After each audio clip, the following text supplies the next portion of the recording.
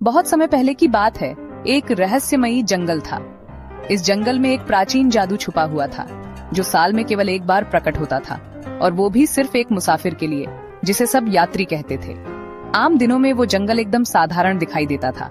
ऊंचे पेड़, जमीन पर छोटे छोटे कवक, मशरूम और स्थिर पत्थर। यहाँ तक कि जिस दिन जादू होता था, उस दिन भी वह बाहर से वैसा ही दिखता, सामान्य और शांत। लेकिन उस खास दिन जब यात्री आता, तो वही जंगल कुछ और बन जाता।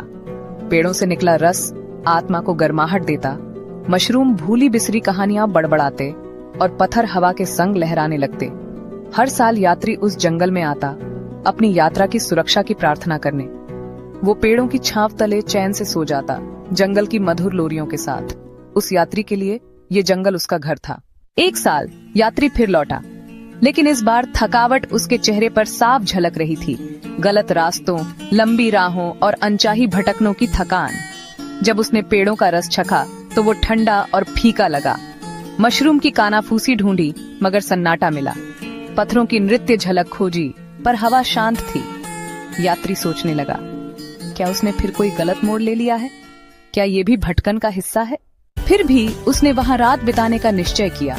उम्मीद की कि वो वही पुराना जादू फिर से महसूस कर सके। मगर जंगल ने अब पहले जैसी लोरी नहीं सुनाई। तो इस बार यात्री ने खुद गाना शुरू किया, जंगल को पुकारते हुए, जैसे कह रहा हो, तुम लौट